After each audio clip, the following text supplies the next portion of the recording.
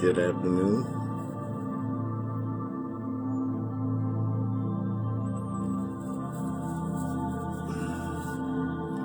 It's your boy, Seer.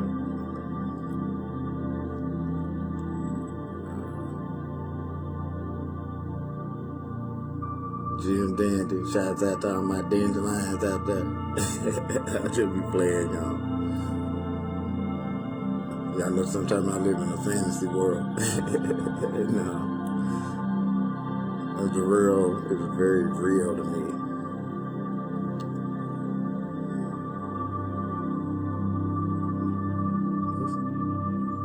Sometimes you got to get away, right? Well, anyways, it is my first installment of a new series I'm starting. I don't know how long this series is gonna go.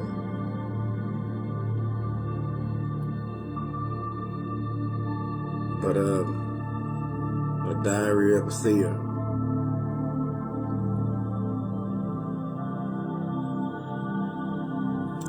Today is episode 1, finally. I'm sorry I'm a couple days late. But, like I said, I'm not $1 short. Promise you that, on God.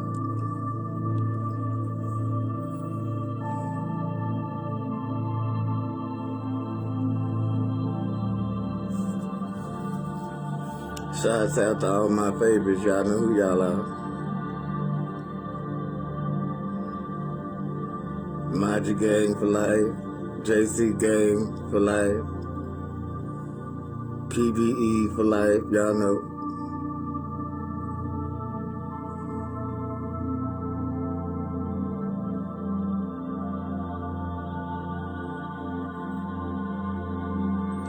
PD unto the death of me, I promise you.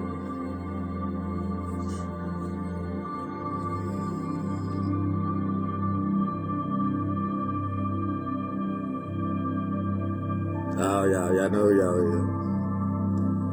But anyway, so today is today is episode 1, Resurrection of Esther. And I'm almost positively sure everybody's like, where is he going with this? Okay, so let me first start off. If this is going to be the diary of a seer, well, it's only fitting that episode 1 would be an introduction episode. So let me introduce myself.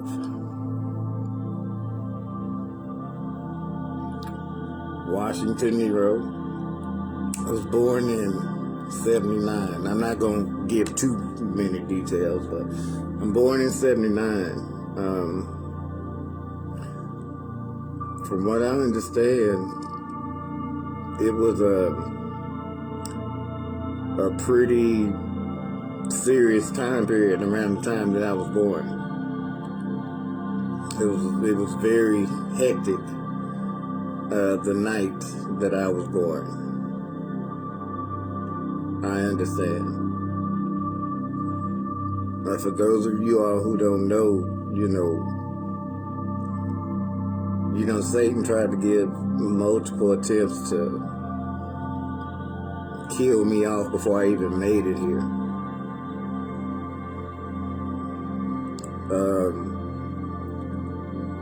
My mom, she had multiple things happen to her before I was even born.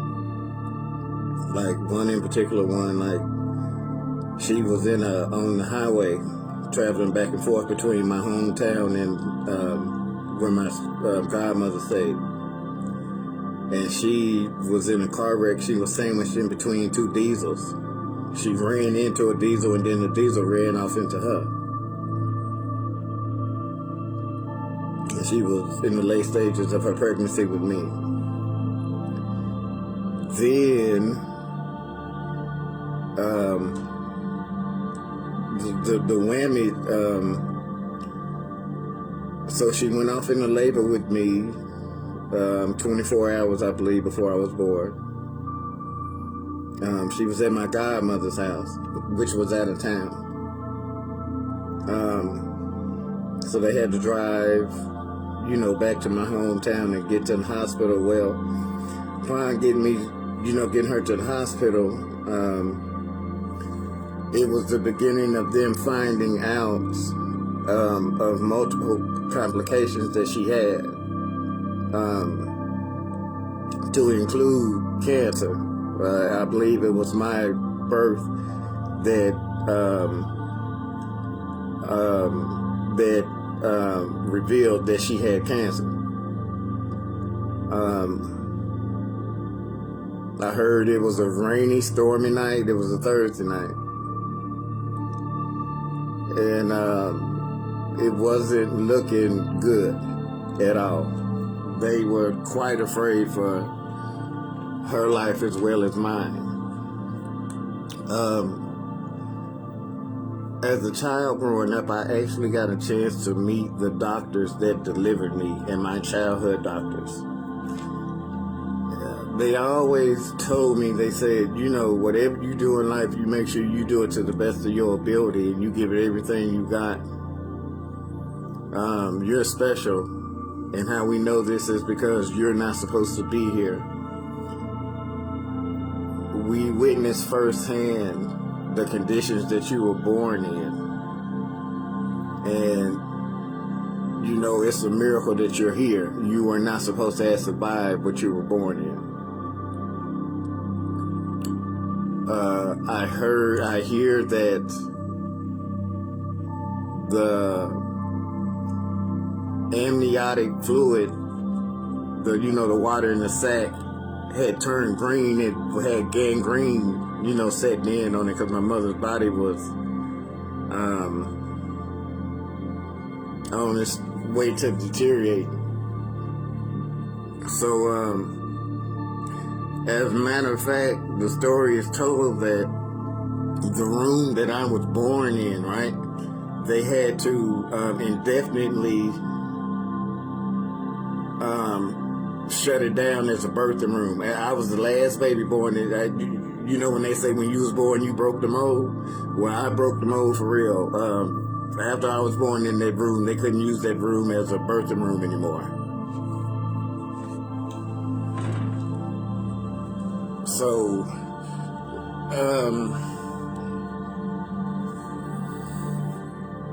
I was born under some pretty wicked conditions, I heard. I've heard the story a bunch of times, actually. And growing up in my childhood, I was, from what I understand, I was practically allergic to everything. There was very little that I could eat without having severe allergic reactions to it.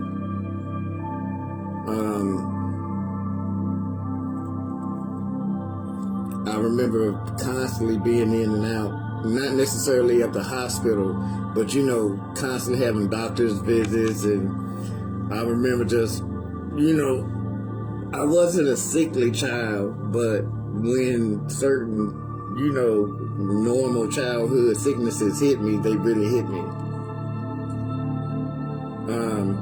I always have said it like this: I don't get sick often, but when I do get sick, I get sick, like bad.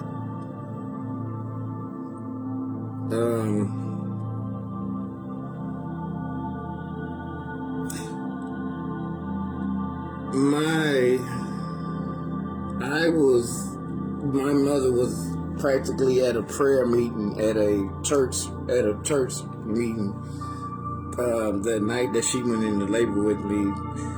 By that I mean this: I was born off into, let's say, the kingdom of God, and born off into the realm of born in the spiritual realm and born in the realm of the prophetic, you know what I'm saying, and in the realm of, high spirituality, because my spiritual mother, the one from whom I was birthed, to this day is probably one of the most prolific prophets that I have ever seen in my life, and I have seen a lot of them. I mean, she to this day, there's very few people that I have seen that moved in the power that she operated in. She was very spiritual.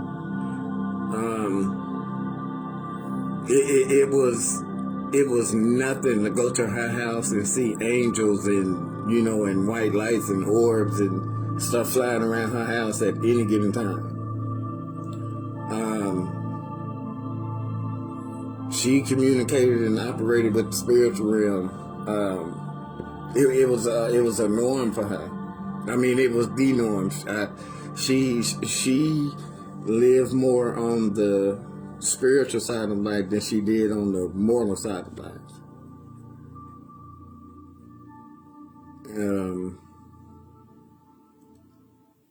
And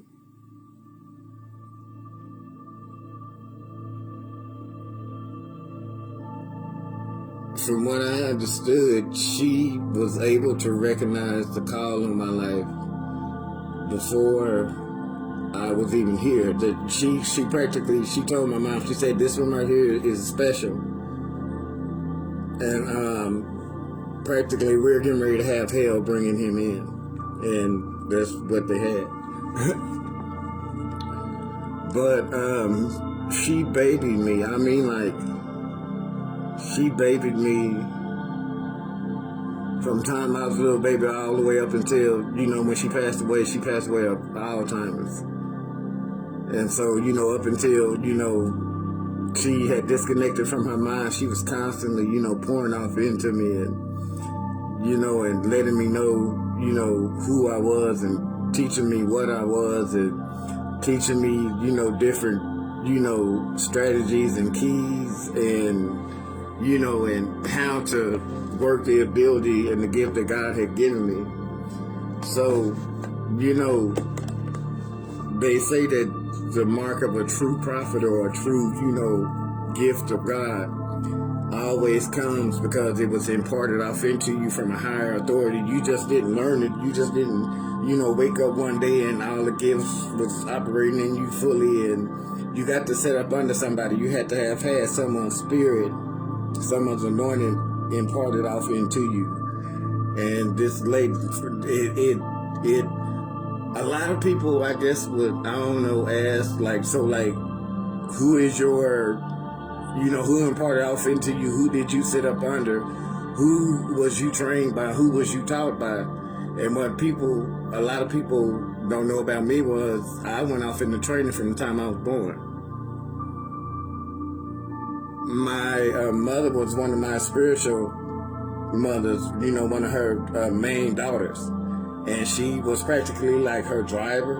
And so she drove my spiritual mother everywhere and went everywhere with her across the United States. My spiritual mother, she had I wouldn't say it was nationwide, but I would say like from the Midwest back off into California. Matter of fact, the main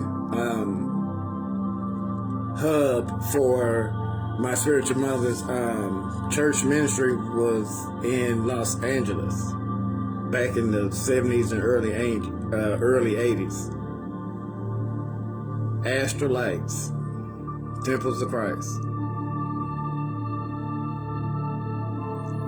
So, and my mother, drove my spiritual mother all over, and then she had I live in Oklahoma, so she had multiple churches all over Oklahoma. So, we spent a lot of time together, and I spent the first 10 years of my life practically enveloped in in church and in high spiritual atmospheres and up under heavy anointings. And anybody that knows me as I grew up would tell you it's the truth. So, the office of a seer and the ability of a seer that I have has been cultivated in me practically since I was a baby.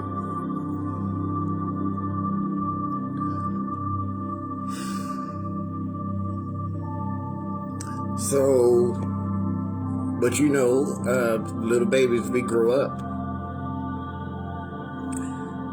And I always say I went from a little bitty child to an adult like overnight. Because when I was 15, I was afforded one of the very huge opportunity to go overseas and live overseas in Europe. My older brother, he went off into the army and got sent to Germany. And at that time, the Bosnian War back in like the late 90s and early 2000s was kicking up, and he had to go for like 6 months. And at that time, his wife and he had 2 newborn children. So, him being a big brother and wanting to show little brother, he flew me over to Germany, and I stayed there with his wife. I actually stayed there multiple years in Germany, but I'll get off into that. So I got a chance, but my mother, like I said, up until then, I was constantly up under the protection and the shield and in the wings of the Lord, because my mother constantly, stayed off in church, and with, my spiritual mother. And so, like I said, all babies grow up, and so once I left, and here momentarily you'll see why I was saying the resurrection of Esther, because I'm getting there right now, so start paying attention to what I'm saying. Once I left from up under the shadow of the Almighty. Why I say that? Because Psalms 91 was her favorite Psalms. And and she used to always say, he who dwelleth in the secret place of the Most High shall abide up under the shadow of the Almighty. So once I left from up under the shadow of the Almighty, and I went to Germany, Germany is not like the United States. Over here in the United States at 14 and 15, you're just getting off into high school and, joining sports and making friends and joining band, and you're still primarily a little child. Well, like a upcoming teenager. Well, in Germany, at the age of 14 or 15, that's where you start to turn grown. And when I arrived, as a matter of fact, I arrived there at 15 and turned 16 there, and at 16 you are considered, you can practically go into the clubs and drink and other stuff, you know what I'm saying?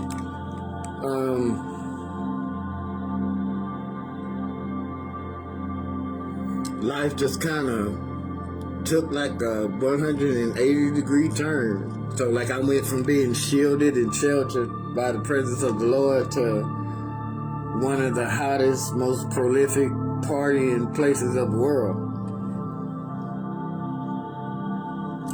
There's an old Helen Baylor song that she used to sing. I had a praying grandmother, and there was a part in that song where she said the devil had a trap set.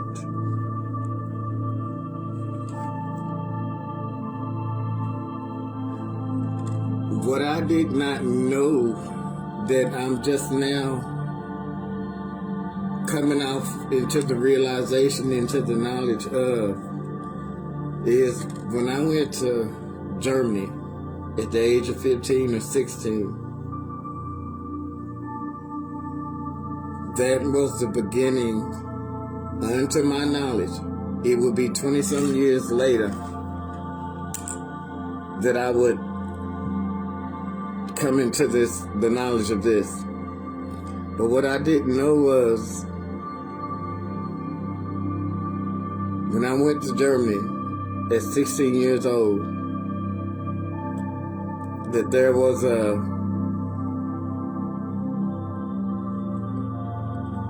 let's say it like this, that it was at that point that was the beginning of the diary of avSeer.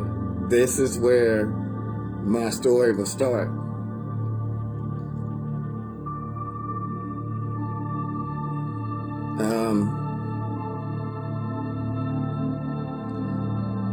lot of the fundamental values that I carry even until today, a lot of the energy packs and strength packs and batteries that I use to keep me going in any given situation, a lot of the destructive mindsets that I've had that, of situations that I've caused and brought upon myself, practically what branded me as a man started over there in Germany.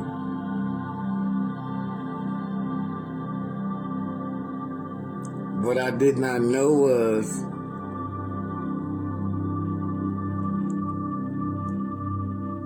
my story had already had a script written of how it was, on how it was said to go.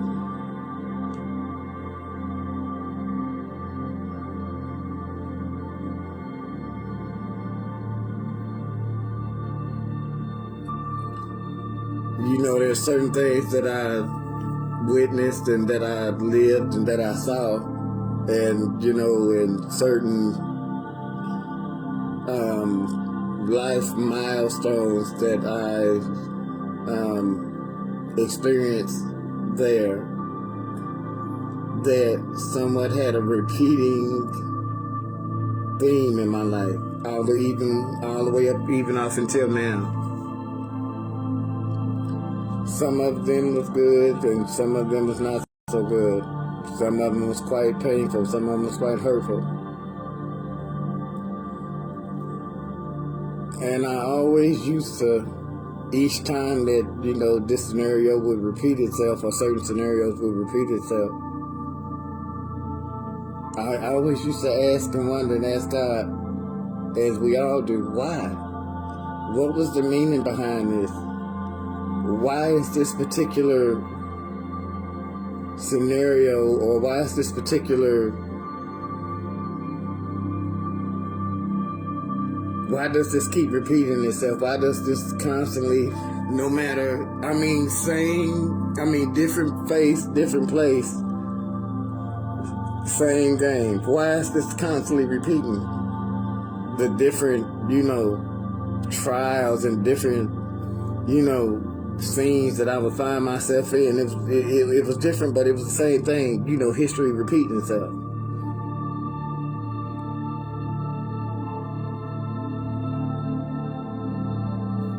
It wasn't until 20 years later that I would find out the reason why.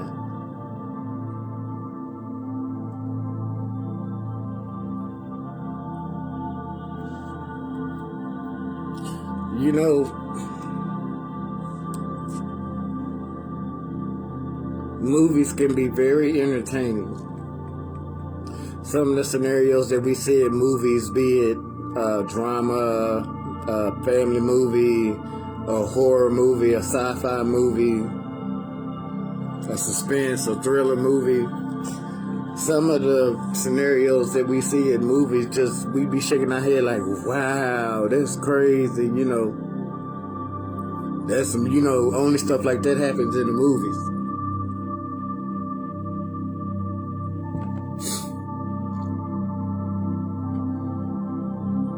But it's a very somber and humbling feeling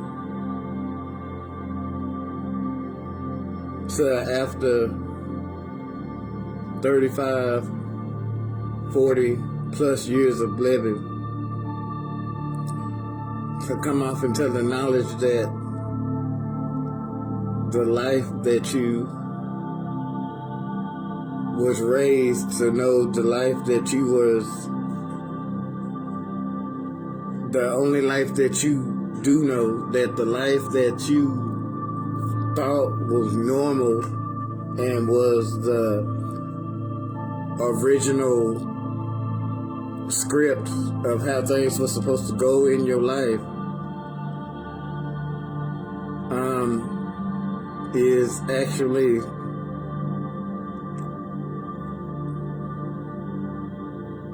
can I say this? To know that everything that you thought you knew was real is not. Or not is not. But that there was a deeper underlying script that was being written of your life that you knew not of. And it wasn't until the timeline that you've been fed and the timeline that you are walking collides.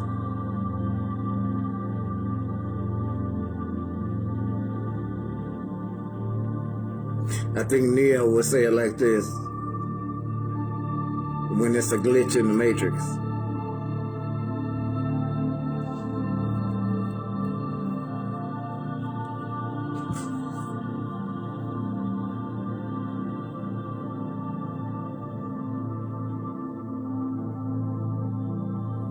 When your past, the past that you didn't even know you had, comes to find you in search for answers and in search for closure. How can you give answers and how can you give closures to a past you did not even know you lived?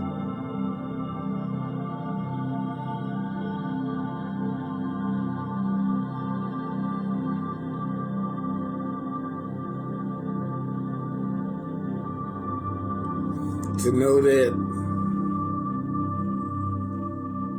you've literally been walking around with your heads in the clouds and not seeing what's really on the ground. I think they call it awakening.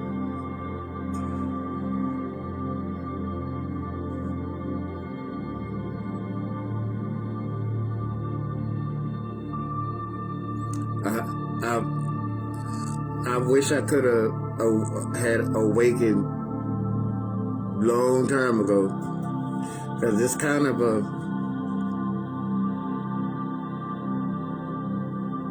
I wouldn't say a cruel trick of the universe, but it's to live 40 plus years to find out that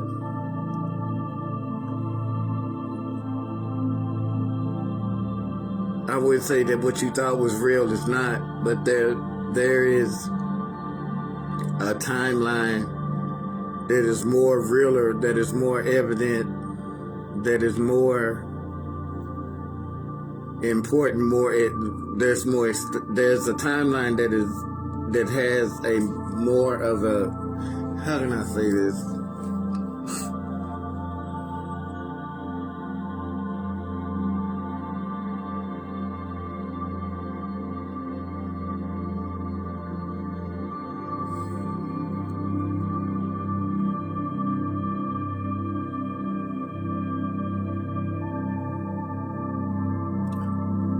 I remember when I started to awake.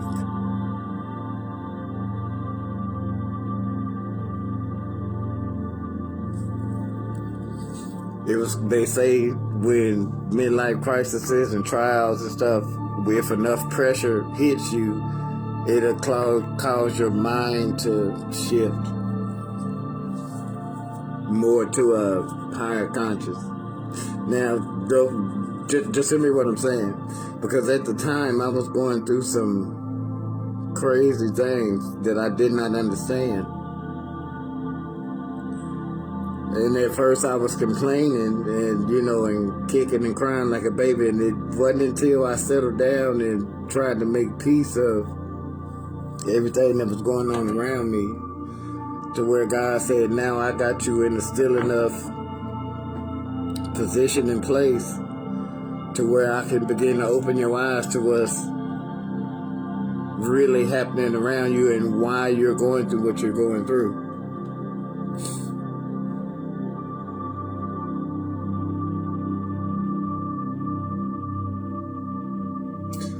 I remember that day well.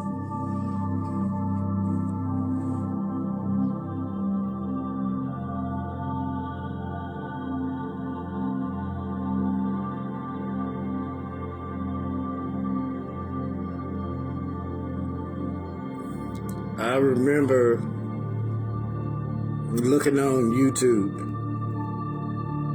for some. I can't even tell you what led me to it. But I remember, I think I was looking and there was some prophetic words. I used to then look at prophetic words. I didn't know YouTube had prophetic words. And, you know, like card readings and prophetic words and stuff like that. I didn't even know it. And one day I was going through the BS, if you understand what I'm saying.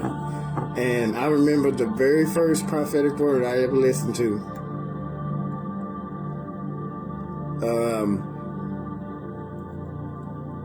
They are jealous of your anointing, God's empress.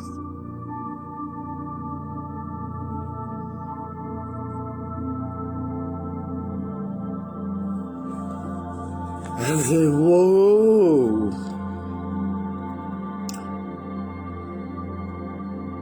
And so I just kind of began looking, and when I opened up that box right there, I found out that there was a lot of people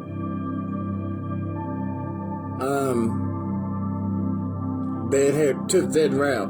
And it kind of made my heart glad, because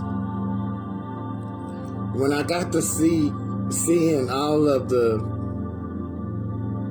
different up and coming prophetic voices and prophets, and apostles, prophets, and people that had stepped out, from the cave and out of their comfort zone and went online and created a channel and began to exercise and use their gifts. Now, don't get me wrong, like I said, some folks just woke up one day and found out they was prophetic and got on YouTube and started prophesying, and then you got some folks that was actually brought up under somebody. Either way it goes, what it did was it fulfilled a prophecy that the Lord had showed me about, the new and upcoming generation of, prophets and, apostles that's getting ready to walk in the earth realm. So I really enjoyed it, and I watched I began to watch each and, every person in here, and just listen to, what the Lord was saying, and, what was,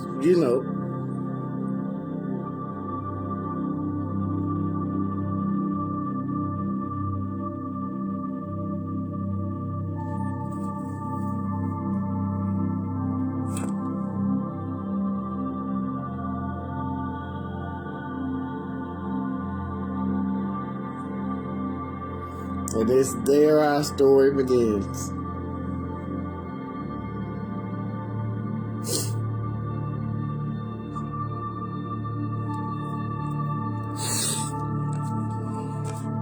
I'll tell you what, sometime when God has us off in the cave and we've been shut in,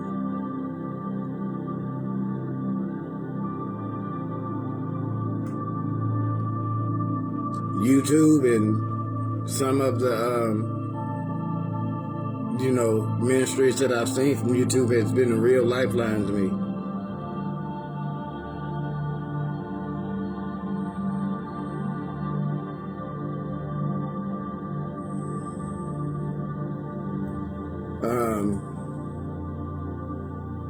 And I appreciate each and every last, person, and I'm sure God does as well, for stepping out on faith, stepping out of their comfort zone and getting on and saying what thus says the Lord. Even when, any real prophet or seer or, a mouthpiece for God will tell you that if it's a true anointing that you operate and walk in, that it's going to come with heavy opposition. And sometimes you set yourself up to come up under severe attack when you step out publicly and you speak what thus saith the Lord, especially when you're speaking something that Satan really does not want to be heard. Or when God has given you wisdom or insight on a certain topic, and you get out and you speak that, and God knows that, you're just speaking from your channel on YouTube, but he knows what ears and what person is going to be listening and what needs to hear what. So you may be thinking that, your little one, 200 people that's going to watch it or so, may be significant, but insignificant, small. But you don't know, you may be speaking something that's speaking to a situation happening behind the scenes that has national, if not international, weight and impact to it. You never know who's listening to you when you speak it. You never know who needs to hear what you have to say. And 9 times out of 10, if I know God is going to take, the Bible says, great and wide is the narrow to destruction, but short, and you know what I mean, is the way to righteousness, and very few find it. A lot of times when God speaks, let me give you a revelation, when God speaks, he's going to take the unknown scenic route instead of the real big, boisterous, loud route. So a lot of times I've noticed that what I really needed to hear when God was trying to get a message to me through, someone else, that he used the little people, the little channels, to get specific information, across. And the big ones as well. But as I was saying, you come up under, especially in these days and times when, with the very sensitive information that's being transmitted across airwaves today. You got to be very careful what you speak, because grave consequences can fall on you if you find yourself saying the wrong stuff at the right time.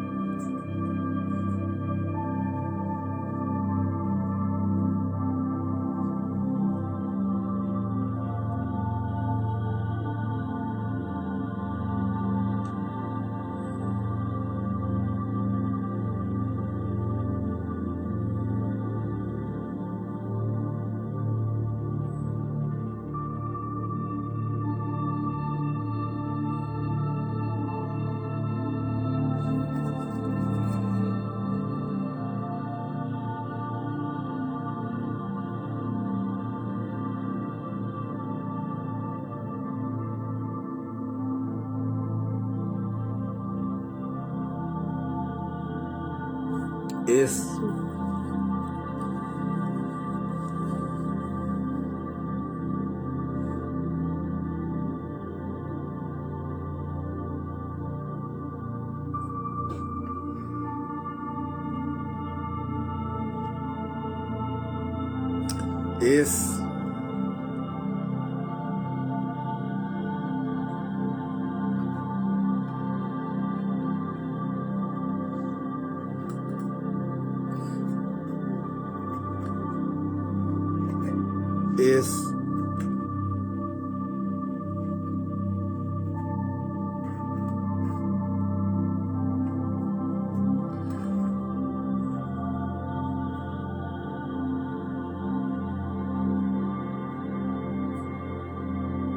God, he uses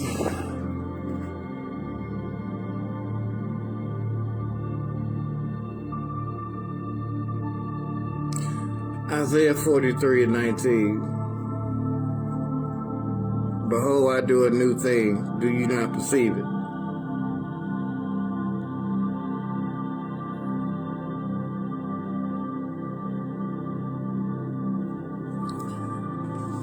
We all know that God is on the verge of doing something new. We don't know exactly what it is, but we know it's going to be something big, something glorious, something we've never seen before.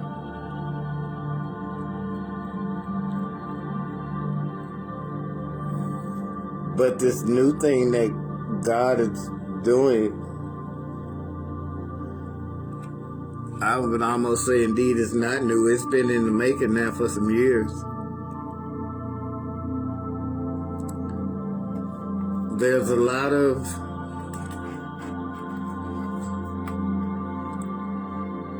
stories and scenarios that are starting to envelop each other, that are starting to, how can I say this? All of the dots are beginning to line up. All of the dots are beginning to connect.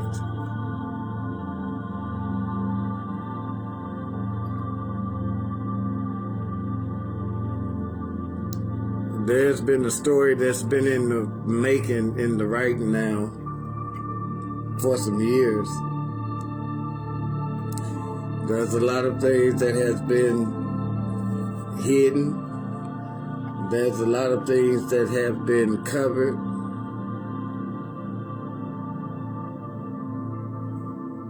There's a lot of things that had to be hid. There's a lot of things that had to take place behind the scenes that could not be outwardly expressed until such a time as this.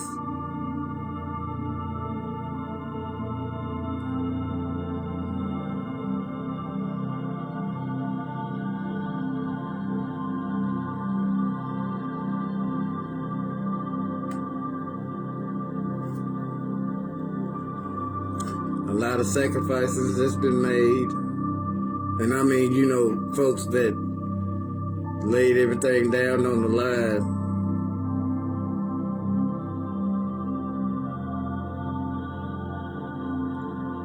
That God gave privileged information to, that practically laid everything, if not their life, down on the line to see this great move of God take place. That's about to happen.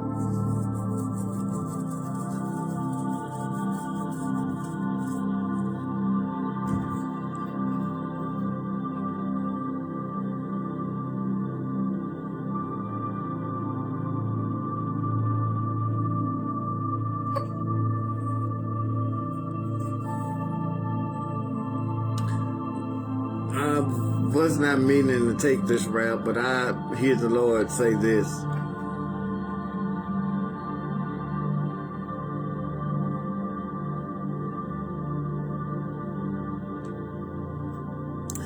Expect a lot of things of the past, situations of the past, people of the past. Expect, I hear you, expect the past to make a violent return. There are some things that took place in the past that before the future can come into alignment into the present, there's some things of the past that have to be dealt with. And there's some things that's been swept up under the rug, that's been kept up under the carpet, that's been stacked away, put away, covered up, just getting ready to be unveiled.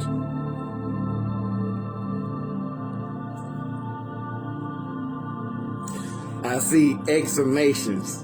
The exhumations, you know, when they exhume a body from the ground, I see a lot of exhumations. I see a lot of stuff being unearthed.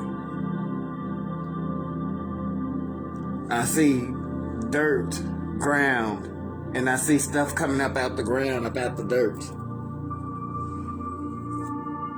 I see I see a lake, and I see like water and stuff being pulled out the water, stuff coming up out the lake.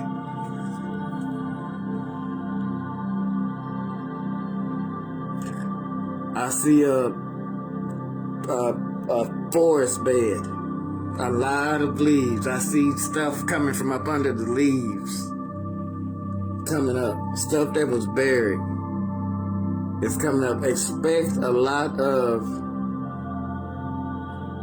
past scenarios to finally I mean, to somehow, some way bring itself back to life. Because I hear the Spirit of the Lord say the reason why a lot of people have not been able to move forward is because there are certain ties and loopholes that have people tied to certain things in the past that unless this is dealt with in the past, it's stopping you or not permitting you to move forward. So, and this has a lot of people like this. So, I just feel the Lord say that He's about to start unearthing a lot of stuff from the past and start to get ready to start coming up, so it can be dealt with, so that people can move forward. I hear a lot of family secrets. Families, get ready. Hear me. Families, get ready. A lot of family secrets, baby, that have been hid for 20, some 30, some 40 years is about to come up and come out.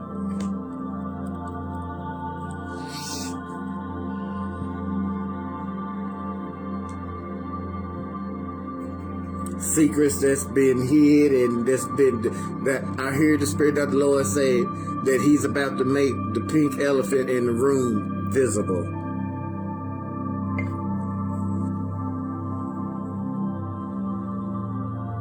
So that this stuff can be dealt with, so that people can move forward.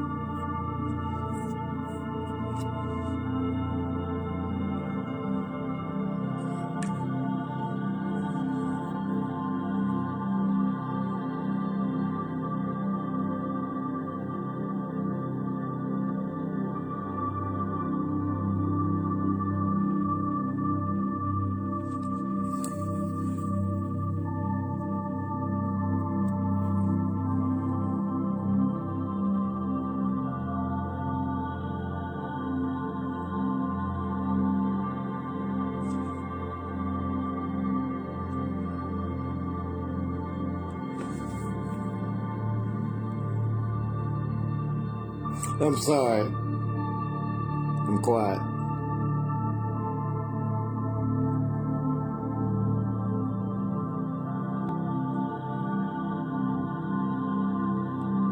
There's so much I can say. I wouldn't even know where to start.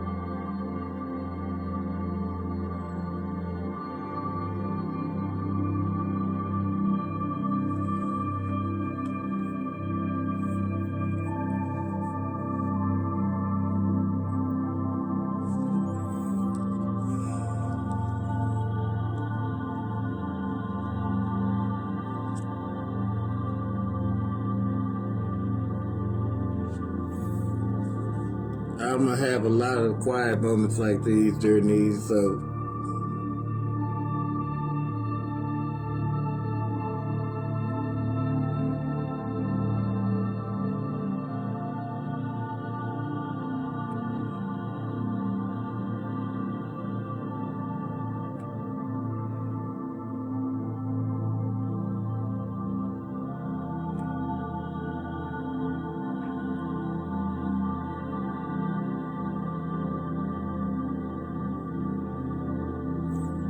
My story is not easy. And it's not easy to tell.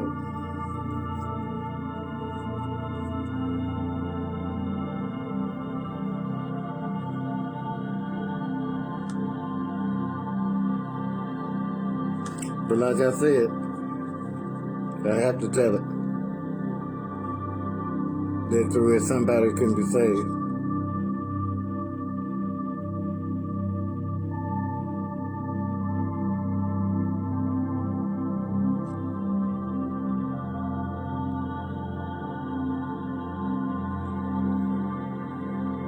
There are those who, I'll say it like this, that would not care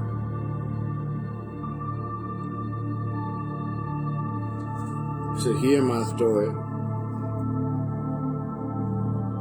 because of what it all pertains to.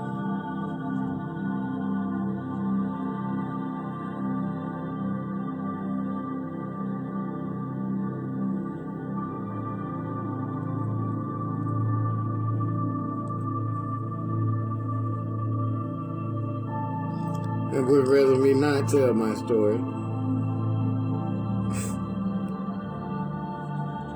But like I said before, the Lord, He allowed me to know that my story will save lives.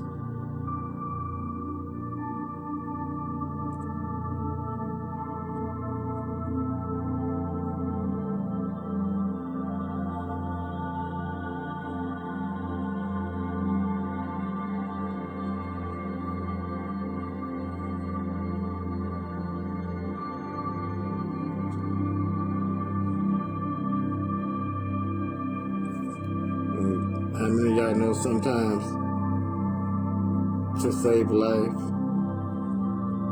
you have to put yourself into a position to lose yours?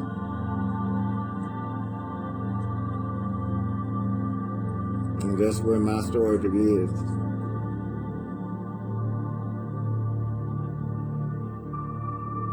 Walking a thin line between life and death, to be a bridge to bring those from death back into life.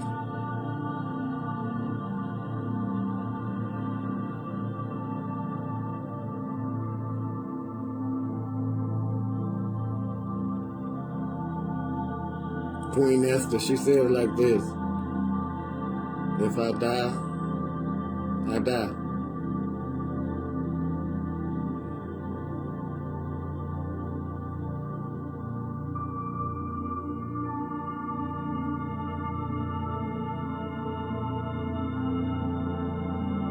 If putting my life in harm's way pull somebody else's life out of harm's way, so be it.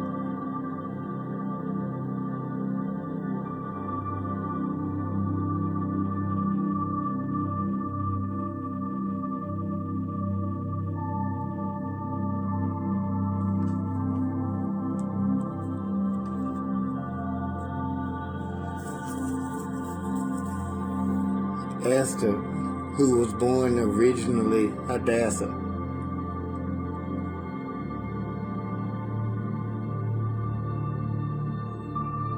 was placed off in the kingdom, totally different, totally opposite, totally volatile. Not only to her, but to her lineage. But unknown to Esther, she had to go. Because later on down the line, there would be somebody that would rise, that would want to kill off her lineage. And it was at that point that Esther understood why she was in the position that she was. Because she was the only one, because of being in the position that she was in, that could save the life of her people.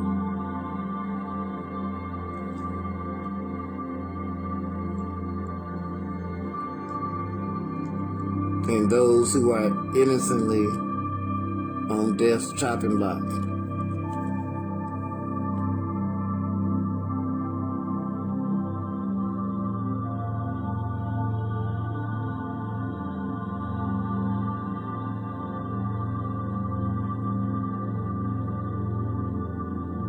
Esther risked her whole life knowing that she could die immediately so that her people could be saved.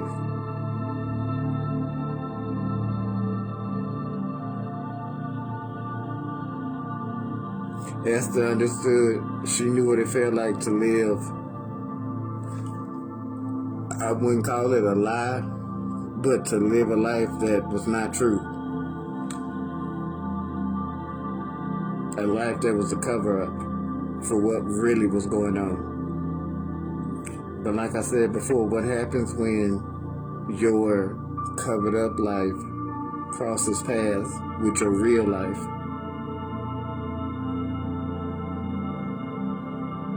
And all of this, and you did not know that you even had a real life. You were accustomed to your covered-up life.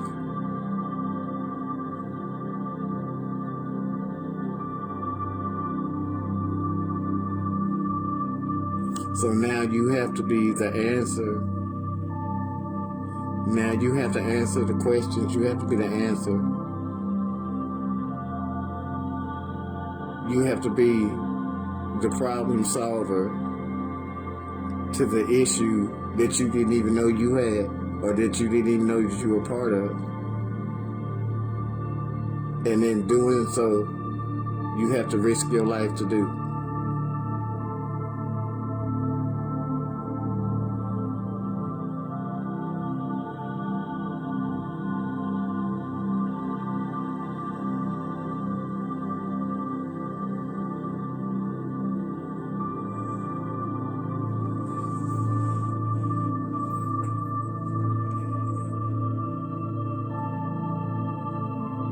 So here I sit.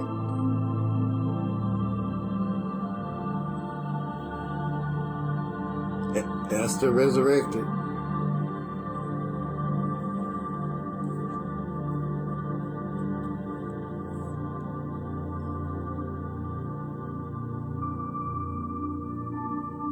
I don't care that my life is in harm's way.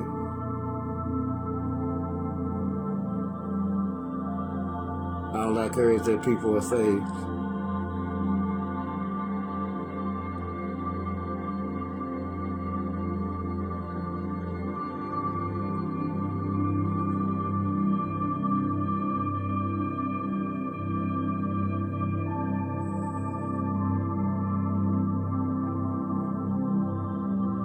That was my introduction.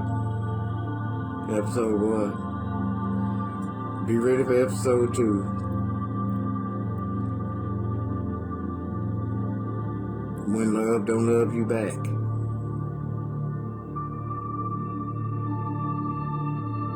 Coming soon.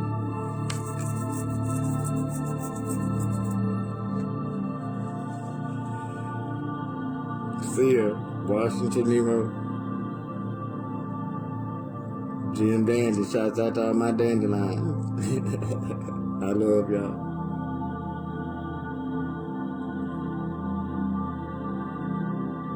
Hey, shouts out to Esther. Where you at, girl?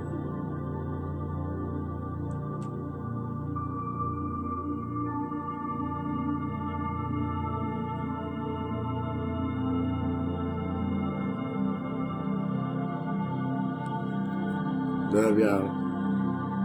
Peace.